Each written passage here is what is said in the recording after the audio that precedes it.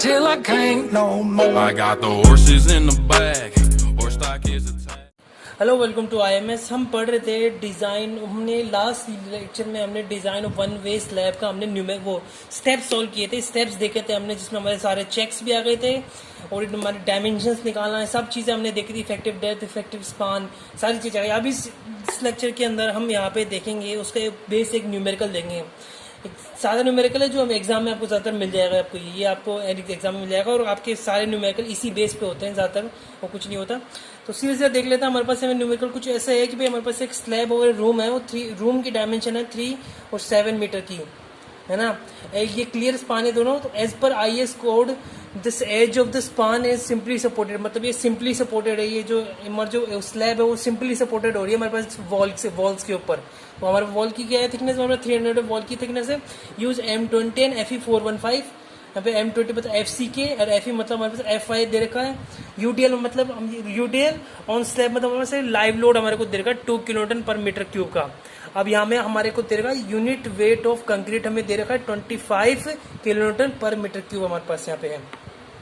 हम क्वेश्चन को कैसे सॉल्व करते हैं। सबसे पहले गिवन डाटा मैंने हर वीडियो में बताया है और इस वीडियो में बता रहा हूँ कि गिवन डाटा लिखना बहुत ज़रूरी होता है। गिवन डाटा से आपको अगर क्वेश्चन नहीं भी आता है तो एक दो नंबर तो मिल ही जाएंगे भाई। एग्जाम में 1-2 नंबर भी बहुत मायने रखते हैं। ये चीज़ हमारे पास गिवन डाटा लिखा, हमने डायमेंशन ऑफ रूम लिख दिया मैंने, फिर वॉल थिकनेस लिख दी, लाइव लोड लिख दिया हमारे पास, FCK हमारे पास दिया हुआ ये FCK, FI हमारे पास दिया हुआ ये 415, ठीक है। और यूनिट वेट ऑफ हमारे कंक्रीट दिया हुआ है 25 किलोमीटर पर मीटर क्यूब हमारे पास यूनिट वेट ऑफ कंक्रीट दे रखा है।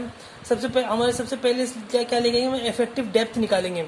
ये 2 तरह से कर सकते हो आप। या तो अगर आप अज्यूम करना जानते हो कि भाई अज्यूम कैसे कर सकते हैं कि भाई एक हमने अज्यूम कर लिया कि भाई अगर इस बेस पे, इस क्वेश्चन के बेस पे अगर भाई जिसको भाई अज्यूम करना आता है कि डेप्थ अज्यूम करेगा और वो डेप्थ गलत नहीं हो, तो उस हिसाब से अगर देखा जाए तो वैसे अगर अज्यूम कर सकते हो तो हम अज्यूम भी कर सकते हैं और या फिर आप निकाल भी सकते हो उसको। डेप्थ को निकालने का क्या फॉर्मूला है हमारे पास, इसका निकालने का है L/D = 20। क्या है यहाँ पे 20 यहाँ पे है। यह पेज नंबर आप 37 पे जाइए। पेज नंबर 37 पे आपको क्लॉज नंबर 23.2.1 पे आपको यहाँ पे दे रखा होगा, यहाँ पे दे रखा है the basic value of span to effective depth ratio. अब यहाँ पे लिखा है साफ साफ, यहाँ पे रिटर्न है हमारे पास कि span the basic value of span to effective depth ratio, मतलब span to effective depth, span to मतलब L/D।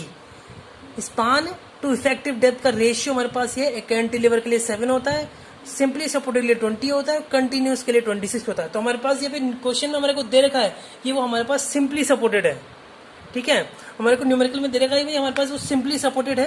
तो हमने सिंपली सपोर्टेड L/D रेशियो 20 हमारे पास होता है सिंपली सपोर्टेड के लिए। तो L/D रेशियो हमारे पास 20 ले लिया हमने, 20 ले लिया। अब इससे हम निकालेंगे यहाँ पे इसकी इफेक्टिव डेप्थ। इफेक्टिव डेप्थ कैसे निकालेंगे, L हमारे पास जो छोटी वाली होगी, शॉर्टर स्पान लेंगे, हमेशा याद रखना। जो वन वे डिजाइन करते हैं हम स्लैब के लिए, उसमें जो D होती है वो हम शॉर्ट, इसमें जो L होती है ना वो L इफेक्टिव। क्लियर स्पान या फिर स्पान जो भी काम लेते हैं न्यूमेरिकल के अंदर वो शॉर्टर स्पान काम लेते हैं। हमने 300 यहाँ पे शॉर्टर स्पान काम में ले ली। 20 हमारे पास यहाँ पे नंबर दिया हुआ है, इसमें भाई रेशियो का 20 होता है, तो क्रॉस मल्टीप्लाई करके हमारे पास ये वैल्यू आ गई। इसी में 150 mm, इस 150 mm हमारे पास यहाँ पे आ रहा है हमारे पास ये क्वेश्चन, ठीक है। मतलब डी हमारे पास इफेक्टिव डेप्थ हमारे पास 150 आ गया। अब इसकी टोटल डेप्थ निकालेंगे। इफेक्टिव डेप्थ और टोटल डेप्थ का भाई मैंने बताया था क्या होता है। अगर आप चाहो तो मैं दोबारा रिपीट भी कर सकता हूँ। इफेक्टिव है तो टोटल डेप्थ क्या होता है, इफेक्टिव है तो टोटल डेप्थ। ये हमारे पास एक बीम मान लीजिए, है ना, बीम होता है, इसमें ये हमारे पास स्टील होता है। तो यहाँ से लेके स्टील के मिड तक जो डिस्टेंस होती है उसको कहते हैं हम इफेक्टिव डेप्थ। और स्टील के मिड से लेके जो लास्ट एंड तक जो मिड से, याद रखना, स्टील के मिड से एंड तक जो डिस्टेंस होती है उसको हम कहते हैं L इफेक्टिव और D इफेक्टिव, मतलब इफेक्टिव डेप्थ कहते, वो इफेक्टिव कवर कहते हैं, सॉरी, इसमें इफेक्टिव कवर कहते हैं। इफेक्टिव कवर आप ले सकते हो, आपको या तो न्यूमेरिकल में दे सकते हो। अगर आपको न्यूमेरिकल में दे तो आप ये या तो आप इसको 20 ले सकते हो, या फिर इसको /30 ले सकते हो, 25 ले सकते हो, या 40 ले सकते हो। ऐसे करके आप कुछ भी इफेक्टिव डेप्थ ले सकते हो। और एक और होता है क्लियर डेप्थ। क्लियर डेप्थ होता है इसके मतलब इसके एंड से, स्टील के एंड से इसके एंड तक जो, मतलब इसकी ये जो डिस्टेंस है उसे हम कहते हैं क्लियर डेप्थ, ठीक है। तो इफेक्टिव डेप्थ और क्लियर डेप्थ और इफेक्टिव कवर हमें पता चल गया है। यहाँ पे हमारे पास इफेक्टिव कवर है। तो हमने यहाँ पे इफेक्टिव कवर 40 ले लिया है, 40 का ले लिया हमने इफेक्टिव कवर, तो हमारे पास डी प्लस का डी डैश यहाँ पे हमारे पास आ गया, तो 150 प्लस का 40 तो 180 mm हमारे पास यहाँ पे डी आया, ठीक है।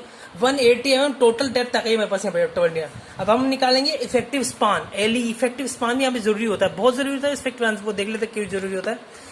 यहाँ पे देख लीजिए हमारे पास एल ही है, एल प्लस का डी, यहाँ पे दो तरीके से, इन दोनों के अंदर जो मिनिमम हो वो हम लेंगे, तो एल प्लस का डी मतलब इफेक्टिव डेप्थ, और एल प्लस का वॉल थिकनेस जो हमारे को न्यूमेरिकल में दे रखी है। अगर आपको वॉल थिकनेस न्यूमेरिकल में नहीं दे रखी है तो आप अज्यूम भी कर सकते हो भाई, आप अज्यूम कर सकते हो उसको 150 से लेके 300 तक कर सकते हो अज्यूम अपने हिसाब से भाई कर सकते हो, तो ठीक है। अज्यूम के ऊपर है भाई, जिसको करना आता है वो अज्यूम कर सकता है, बाकी आपके पास क्वेश्चन में दिया होगा। तो एल बाई इन दोनों के मिनिमम होगा, तो हमारे पास वॉल, हमारे डी क्या है, हमारे पास 150 डी है, और वॉल थिकनेस हमारे पास 300, दोनों में मिनिमम क्या हुआ हमारे पास, ये मिनिमम हुई, तो हमने एल फैक्टर हमने 3.150 मीटर हमने एल फैक्टर ले ली यहाँ पे, ठीक है। नेक्स्ट हमारे पास है लोड कैलकुलेशन। अब ये जितने भी हमने चीजें निकाली उससे हम लोड कैलकुलेशन निकालेंगे, ठीक है। लोड अब एल फैक्टर का हमने निकाली क्यों है लोड के, अब जब ये आप मोमेंट देखते हो, मोमेंट निकालते हो, तो किसी सिंपली सपोर्टेड बीम पे मोमेंट या सिंपली सपोर्टेड किसी भी चीज पे मोमेंट निकालते हो तो कैसे निकलता है भाई। एक सिंपली सपोर्टेड यहाँ पे दो सपोर्ट्स लग रहे हैं और यहाँ पे ऊपर है, तो इसका मोमेंट कैसे निकल पाए, इस पे ऊपर ये लग रहा है यूडीएल, तो यूडीएल का मोमेंट क्या होता है WL²/8। हाँ, तो ये जो एल होता है ना, ये एल इफेक्टिव होता है स्लैब के केस में, ठीक है। तो स्लैब की केस में एल इफेक्टिव होता है, एल इफेक्टिव हमने इसलिए निकाला है। तो पहले हम निकालेंगे लोड कैलकुलेशन। तो लोड हम पहले निकालेंगे भाई, हम पहले उसका डेड लोड निकालेंगे। तो डेड लोड क्या होता है, डी मल्टीप्लाई बी मल्टीप्लाई 120 वो सॉरी 25। तो डी हमारे पास क्या है, हमारे पास 180 हमारे पास डी है, 1 हमारे पास बी है, यूनिट है, वेट है, यूनिट 1 लेंगे, 1 बी है हमारे पास, और 25 हमारे पास यूनिट वेट ऑफ कंक्रीट, ठीक है। यूनिट तो 4 पॉइंट हमारे पास यहाँ पे हमारे पास डेड लोड है 4.25 किलोन्यूटन पर मीटर स्क्वायर हमारे पास यहाँ पे डेड लोड आ गया। और फिर बाद में हमने लाइव लोड हमारे को जो न्यूमेरिकल के अंदर दे रखा था, ये रहा लाइव लोड हमारे पास, जो UDL on slab is 2 kilometre पर मीटर स्क्वायर, यहाँ पे लाइव लोड दे रखा है। और टोटल लोड हमारे पास 6.25 किलोमीटर पर मीटर स्क्वायर। अब यहाँ पे मैं आपको चीज बता दूं, एक ये टोटल लोड आ गया। अब इसकी एक बता दूं कि इस न्यूमेरिकल मैं जो कर रहा हूँ इसमें यहाँ पे एक दो इसके ऊपर नंबर्स की मिस्टेक्स भी हो सकती है भाई, यहाँ पे कैलकुलेशन में थोड़ी बहुत मिस्टेक्स भी होती है, लेकिन वो यहाँ पे वो मिस्टेक ध्यान में नहीं जाती है। एग्जाम के अंदर वो मिस्टेक नहीं देखते, वो एग्जाम में स्टेप्स देखते हैं कि भाई स्टेप बाय स्टेप सारी चीजें इंक्लूड करने हैं ना भाई। आपने इफेक्टिव डेप्थ निकाली है नहीं निकाली, आपने इफेक्टिव स्पान निकाली है नहीं निकाली, आपने लोड कैलकुलेट किया नहीं किया। तो अगर आपका न्यूमेरिकल वहां पे थोड़ी बहुत नंबर में ऊपर नीचे गलती हो जाए तो कोई दिक्कत की बात नहीं है।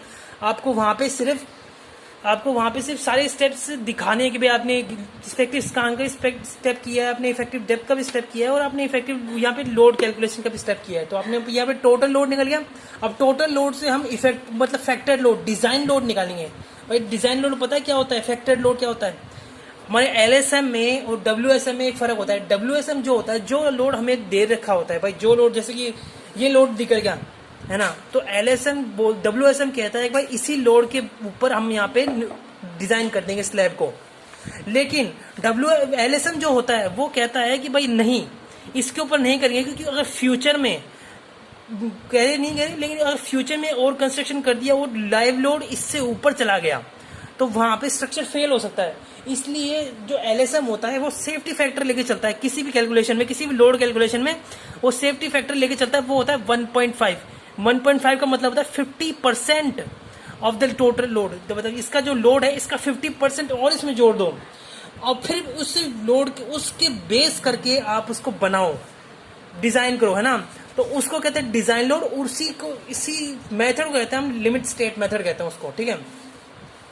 तो यहाँ पे डिजाइन लोड हमारे पास ये क्या है, 6.25 इंटू 1.5 हमने यहाँ पे डिजाइन लोड बनाने के लिए 1.5 से मल्टीप्लाई किया, तो 9.375 किलोन्यूटन पर मीटर स्क्वायर हमारे यहाँ पे डिजाइन लोड आ गया।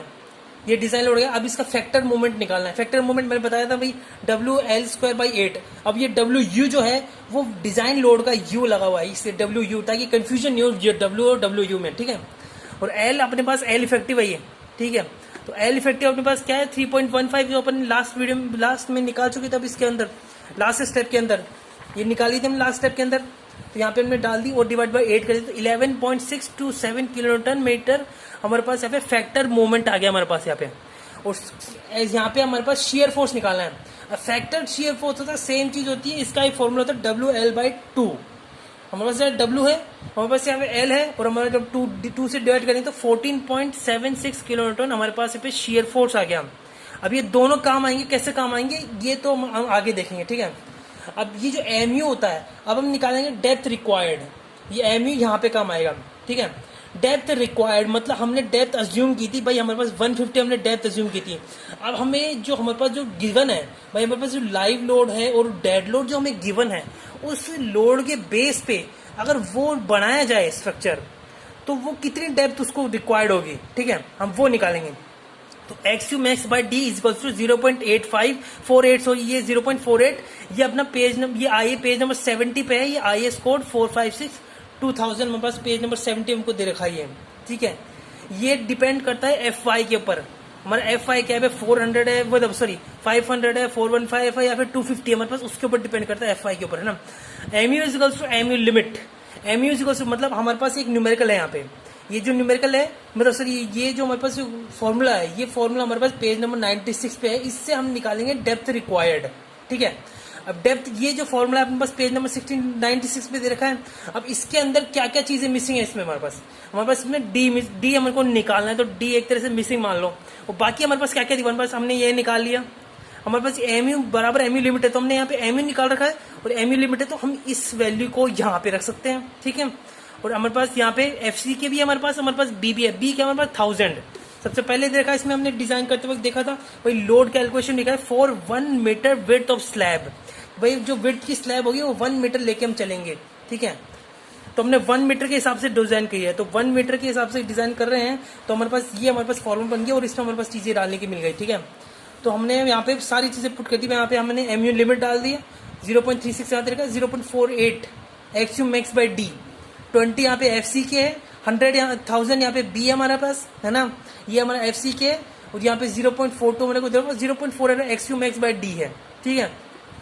और D हमें निकालना है, D², तो हमने इसको कैलकुलेशन किया, और रूट, इसका रूट यहाँ से रूट होगा, ठीक है, टोटल का रूट आएगा तो 64.89। यहाँ पे 64.89 जो है, ये हमारी D मतलब इस स्ट्रक्चर के अंदर जो हमारे पास लोड दिया हुआ है, उस लोड के बेस पे हमें मिनिमम कम से कम इतनी डेप्थ तो देनी है, लेकिन हमने कितनी दे रखी है, हमने 150 दे रखी है, यहाँ पे 150 डेप्थ दे रखी है, मतलब ये जो डेप्थ है ये इस डेप्थ से बड़ी है, मतलब यहाँ पे ये सेफ है, डेप्थ सेफ है, इफेक्टिव डेप्थ जो हमने दे रखी है वो सेफ है, तो यहाँ पे हेंस ओके, मतलब हमारा जो प्रोवाइड जो डी है वो ओके है। नेक्स्ट है हमारे पास कैलकुलेशन AST, डायरेक्ट आ गए कैलकुलेशन AST, ये एक फॉर्मूला है, सिंपल सा फॉर्मूला होता है यहाँ पे, है ना। अगर ये फॉर्मूला याद नहीं रहे तो पेज नंबर 96 पे यहाँ पे हमारे को एक पेज न्यूमेरिकल हमारे को फॉर्मूला दे रखा है पेज नंबर 96 पे, सिंपल सा फॉर्मूला है हमारे पास, ये फॉर्मूला हमारे पास M is equal to 0.87 FI AST D bracket में 1 माइनस का AST FI अपन में BD FC के। अब ये फॉर्मूला है, ये अगर आप इसको क्रॉस मल्टीप्लाई या फिर इसको थोड़ा सॉल्यूशन करते ना आगे जाके, तो वो यही बन जाता है डायरेक्ट, ठीक है। यहाँ पे इसलिए ऐसे है क्योंकि यहाँ पे क्या है, यहाँ पे 2 जगह AST है ना, तो कैलकुलेशंस में आपको बहुत लंबा पहुंच जाएगा, कैलकुलेशन में दिक्कत भी आ जाएगी, या फिर क्वाड्रेटिक इक्वेशंस बन जाती है, फिर अजीब बहुत लंबा बढ़ जाता है इस प्रोसेस। उससे बढ़िया है कि आप यहाँ पे एक फॉर्मूला है वो याद रख लो, फॉर्मूला बहुत आसान है, कोई ज्यादा मुश्किल भी नहीं है। यहाँ पे एक फॉर्मूला है, अगर आपको 3-4 बार इसके न्यूमेरिकल करोगे, भाई आपने एक न्यूमेरिकल ये कर दिया, एक डबली रेनफोर्सर कर लो, एक सिंगल रेनफोर्सर कर लो, सब में आप ये फॉर्मूले को आना याद रखो, तो आपको ये अपने आप याद हो जाएगा ये, ठीक है। अगर लिखोगे ना तो अपने आप याद हो जाएगा। तो यहाँ पे हमारे पास AST कितना है, हमारे पास 221.50 mm² हमारे पास सिर्फ AST आई। ये जो AST है ये हमारी AST प्रोवाइडेड है, ये हमने AST प्रोवाइड कर रखी है, ठीक है।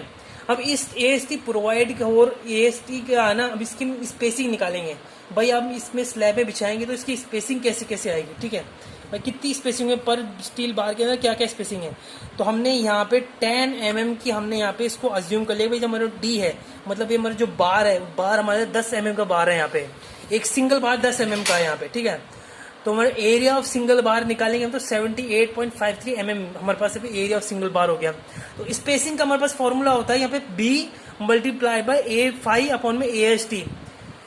B अपना क्या है 1000 है, A5 अपना यहाँ पे निकाल रखे और A डिवाइडेड बाय AST कर देंगे उसको, तो हमारे पास क्या आएगा 354.5। तो हमने 350 mm हमने यहाँ पे स्पेसिंग ले ली, पर बार के बीच में भाई, हर एक बार के बाद में कुत्ते बार दूसरी बार जब लगाएंगे तो इसमें कितनी दूरी है?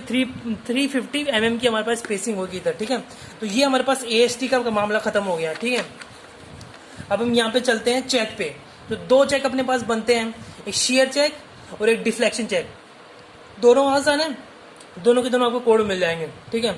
शेयर चेक देखते हैं अब। शेयर चेक में मैंने लास्ट वीडियो में मैंने बताया था आपको कि शेयर चेक की मैंने वीडियो एक अलग से बनाई थी, क्योंकि थोड़ा सा बड़ा है। और ये शेयर चेक आपको अकेले भी है ना, किसी क्वेश्चन आपको दे देगा भाई, आपको कोई एक क्वेश्चन दे देगा कि आपको है ना सारा उसमें से पहले से आपको MU दे रखा है, उसके अंदर आपको उसके अंदर शेयर फोर्स भी दे रखा है, उसके अंदर आपको शेयर फोर्स को चेक करना है उसके लिए, ठीक है।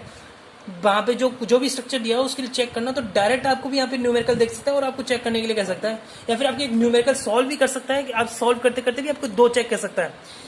आपको स्लैब के अंदर मिनिमम 1 चेक तो आपको याद ही रखना चाहिए कि भाई एग्जाम में आप बैठे हो तो आपको मिनिमम अगर आपने 1 चेक याद रखा तो आपका नंबर आपको पूरे 80% या 90% तक आपको नंबर मिल जाएंगे उस क्वेश्चन के अंदर, ठीक है। और आपका पूरा याद आता है तो 100% पक्की बात है, आपको 100% मिलेगा, ठीक है। कम से कम 1 चेक तो याद रखना चाहिए, ठीक है। हमारे पास यहाँ पे चेक है। सबसे पहले हम निकालेंगे नॉमिनल शियर स्ट्रेस, निकालेंगे टाउ वी। ये हमारे पास पेज नंबर 72 है, क्लॉज 4.1 पे, पेज नंबर 72 पे चलेंगे हम। यहाँ पे देखिए पेज नंबर 72 यहाँ पे पेज नंबर 72 है। यहाँ पे क्लॉज में 40.1 पे नॉमिनल शियर स्ट्रेस, यहाँ पे हमारे को देखा VU अपन में BD, VU अपने को BD दे रखा है हमारे यहाँ पे, ठीक है। ये हमारे पास फर्स्ट स्टेप हमारे पास फॉर्मूला हो गया हमारे पास यहाँ पे टाउ वी निकालने के लिए। टाउ वी क्या होता है? टाउ वी होता है नॉमिनल शियर स्ट्रेस, ठीक है। टाउ वी हमारा होता है नॉमिनल शियर स्ट्रेस। तो हमने नॉमिनल शियर स्ट्रेस निकाले हैं यहाँ पे, हमारे पास सारी वैल्यू से हमारे पास वी क्या है? वी हमने निकाले shear stress, factored shear force निकाला था हमने पहले ही, तो 14.76 इंटू 10⁻³ हमारे पास factored shear force divide by 1000 D हमारे पास है, और डी हमारे पास 150 है। तो हमारे पास यहाँ पे क्या है 0.098 न्यूटन पर mm² हमारे पास फर्स्ट आ गई वैल्यू, यहाँ पे टाउ वी की वैल्यू आ गई। अब टाउ सी निकालेंगे, डिजाइन शियर स्ट्रेस। अब इसी का डिजाइन कर रहे हैं हम, कैसे करेंगे भाई? Percentage of steel. अब ये कहां से निकलेगा? ये टेबल नंबर 19 पे आपकी इसकी वैल्यू होती है, टेबल नंबर 19 पे। ये आपकी टेबल नंबर 19 है, ठीक है। ये टेबल नंबर 19 आपकी टेबल नंबर 19 है। टेबल नंबर 19 में यहाँ पे आपको दो चीजें हैं। यहाँ पे ग्रेड ऑफ कंक्रीट एंड यहाँ पे हमारे को दे रखा है, यहाँ पे क्या दे रखा है अपने को? यहाँ पे अपने को परसेंटेज ऑफ स्टील की परसेंटेज दे रखी है हमने को। तो 2 चीजें यहाँ पे, एरिया ऑफ वो कंक्रीट ग्रेड और स्टील परसेंटेज। तो पहले हम निकालेंगे ये चीज, ये हम निकालें 100 इंटू का यहाँ पे हमारे पास AST अपन में BD दे रखा है यहाँ पे, ठीक है। तो हम यहाँ पे निकालेंगे 1000 है, सॉरी वो 1000 है AST BD। तो हमने 1000 AST BD हमने निकाल लिया, तो हमारे पास क्या है 1.47, मतलब हमारे पास वैल्यू क्या है इसके अंदर क्या है 1.47। तो 1.47 कहाँ आ रही है? 1.25 और 1.5 के बीच में आ रही है। 1.25 1.5 के बीच में आ रही है, मतलब हमारे पास और ग्रेड कितनी हमारे पास M20 है। तो हमारे पास इन दोनों के बीच में हमारे पास वैल्यू आ गई है। अब यहाँ पे 2 तरीके से आप क्वेश्चन कर सकते हो कि भाई अगर आपको क्वेश्चन में बहुत देर हो रही है कि भाई आपका क्वेश्चन मतलब एग्जाम में लिमिट कम है, टाइम कम है, तो आप या तो 2 चीजें कर सकते हो। या तो आप इसके बेस पे इसको सोच के इसके बेस पे आप डायरेक्ट न्यूमेरिकल क्वेश्चन निकाल लो, मतलब डायरेक्ट वैल्यू निकालो। कैसे निकालो? जैसे 1.25 है और 1.50 है और 1.47 की निकालने, तो मतलब इससे थोड़ा सा पहले है, तो 0.72 और 0.67 है ना, तो इससे थोड़ा सा पहले मतलब आप 0.71 ले लो, 0.71 ले लो, वहां पे आपकी वैल्यू हो जाएगी। या फिर आप इसको इंटरपोलेशन से भी निकाल सकते हो। इंटरपोलेशन का तरीका कुछ ऐसे है, ये हमारे पास यहाँ पे इंटरपोलेशन में 1.25 दे रखा है और 1.50 दे रखा है, हमें 1.47 निकाला है, 1.25 की वैल्यू हमारे पास है और 1.50 की वैल्यू हमारे पास है। इसके अंदर फॉर्मूला हमारे पास ये हमारे पास पहले रखेंगे और बस ये फॉर्मूले से हमने निकाल लिया। फॉर्मूले से हमारे पास जो वैल्यू आई वो हमारी वैल्यू आई 0.714 न्यूटन पर एम। अब मैंने जब बताया था भाई 0.71 ले लो, वो इसके बराबर ही है एक तरह से। भाई 4 के ऊपर नीचे हो रहा है यहाँ पे, तो आपका न्यूमेरिकल वहां भी सॉल्व हो सकता है, तो कोई दिक्कत की बात नहीं। अगर आपको जल्दी हो रही है तो आप डायरेक्ट भी निकाल सकते हो, कोई तादाद नहीं है। वो स्टेप्स देखेगा भाई, अपने स्टेप्स कैसे किए हैं भाई, आपने न्यूएनएल निकाला है, फिर आपने डिजाइन निकाला है, ऐसे देखेगा वो, ठीक है। फिर हम यहाँ पे देखा टाउ सी मैक्स। अब ये टाउ सी मैक्स है वो डिपेंड करता है आपकी grade of concrete. Page number 20 table number 20 page number 73 पे यहाँ पे आपको दे रखा है grade of concrete, tau c max की वैल्यू दे रखी है। तो हमारे पास M20 कंक्रीट है, तो हमारे पास 2.8 यहाँ पे टाउ सी मैक्स की वैल्यू है। तो 2.8 टॉर्सियन मैक्स की वैल्यू है। अब यहाँ पे देखेंगे अब हमारे शेयर में सही है कि नहीं है। तो कैसे देखेंगे शेयर में सही है कि नहीं है, तो टाउ सी मैक्स बड़ा होना चाहिए टाउ सी से, और फिर टाउ सी जो बड़ा होता है वो टाउ वी से बड़ा होना चाहिए, और टाउ सी मैक्स है वो टाउ से बड़ा होना चाहिए। ये सारी हमारे पास कंडीशन फॉलो हो रही है, तो हमारे हैंस ओके इन शेयर, मतलब शेयर में एकदम सही है ये। फिर हम डिफ्लेक्शन में देखेंगे। डिफ्लेक्शन में यहाँ पे पेज नंबर 37-38 पे जाएंगे हम। यहाँ पे पेज नंबर 37-38 पे यहाँ पे एक ग्राफ दे रखा है मेरे को, है ना। ये ग्राफ के ऊपर हमारे डिफ्लेक्शन की वैल्यू निकलेगी, ठीक है। यहाँ पे हमारे पास फॉर्मूला देखे FY 0.858 FI AST required divide by AST provided, ये फॉर्मूला है वो, ये फॉर्मूला है, हमने यहाँ पे थोड़े कर दिया, ठीक है। अब ये 1 हो जाएगा, क्यों हो जाएगा, क्योंकि हमने जो प्रोवाइड किया है वही हमें रिक्वायर्ड है, तो ये वैल्यू जो होगी ये वैल्यू 1 हो जाएगी। तो हमारी जो AST होगी वो क्या, हमारी जो FS की वैल्यू होगी 0.58 FI होगी, वो ये 240, मतलब ये लाइन, यहाँ पे तीनों लाइन, ये 5 लाइन है, और ये 5 लाइन 120, 145, 190, 240, 240 और 290, तो 240 मतलब हमारे पास ये आ गई, तो इससे हम निकालेंगे ये, ठीक है। और यहाँ पे हमको ये, और ऐसे देखो भाई हमने को ये वैल्यू देखा, अब इनकी को ये निकालनी है भाई हमको मोडिफिकेशन फैक्टर निकालने के लिए, ठीक है। मोडिफिकेशन फैक्टर क्यों निकाल रहे हैं, मोडिफिकेशन फैक्टर होता है कि भाई हमें डेप्थ पता करनी है, जो डिफ्लेक्शन पता करने को, जो डेप्थ है वो डिफ्लेक्शन में कितनी, मतलब उसमें डिफ्लेक्शन भी आएगा कि आप किस हिसाब से आएगा, ठीक है, ऐसे देखना है हमें। तो यहाँ मैंने देखा 0.5 तो 240 वो हो गया, परसेंटेज स्टील हो गया, मतलब 2 पॉइंट हमने पहले ही निकाल लिया था, ठीक है। तो हमारे पास मोडिफिकेशन फैक्टर कितना है, हमारे पास इसके अंदर से देखे 1 मोडिफिकेशन फैक्टर आ गया, यहाँ से देखिए इसमें 1.75 हो गया, 1.447 है, तो यहाँ से हमने वैल्यू ली 4.6, तो यहाँ पे एक तरह से 1 के आसपास वैल्यू आ गई, ठीक है। तो हमने 1 ले ली, तो हमने D आया हमारे पास 3000 डिवाइड बाई 20 इंटू का 1, ये 1 है, ठीक है, 1, तो हमारे पास 150 वैल्यू है, 150 हमारे पास है, तो हैंस ओके, मतलब हमारे पास ये पे सही है आंसर, बताओ सही है, हमारा जो D है वो हमारी सही है, मतलब हमारे पास जो डिफ्लेक्शन है, वो जो हमने डेप्थ ली है उसके अंदर डिफ्लेक्शन पे वो फेल नहीं होगा। अगर डेप्थ ये जो निकली है, मतलब यहाँ से जो हमने इससे जो डेप्थ निकाली, अगर वो बड़ी होती है उससे जो हमारे पास जो हमने प्रोवाइड कर रखी है, तो ये हमारा आंसर गलत होता है, हमारे पास ये फिर रिडिजाइन करना पड़ता है, लेकिन हमारे पास ये बराबर है, तो हमने हैंस ओके ही मान लिया इसको, ठीक है। तो ऐसा हमारे पास यहाँ पे डिफ्लेक्शन का भी चेक पूरा हो जाता है, और हमारे पास 2 चेक हो गए, हमारे पास 5 स्टेप्स 2 चेक हो गए हमारे पास यहाँ पे, ठीक है। तो ऐसे कोई दिक्कत नहीं है, 6 स्टेप्स है, एक हमारे पास 5 स्टेप में एक हमारे पास गिवन डाटा याद रखना, गिवन डाटा हमेशा याद रखना है। तो अब चाहो तो एक चेक भी कर सकते हो, कोई दिक्कत की बात नहीं, एक चेक में भी आपको न्यूमेरिकल सॉल्व हो जाएगा। तो ऐसे हमारे पास में एक 1 वे स्लैब का हमारे पास क्वेश्चन हो चुका है, और ऐसे हमारा 1 वे स्लैब का मुझे काम करना है, और नेक्स्ट वीडियो में हम 2 वे स्लैब चालू करेंगे। Thank you very much.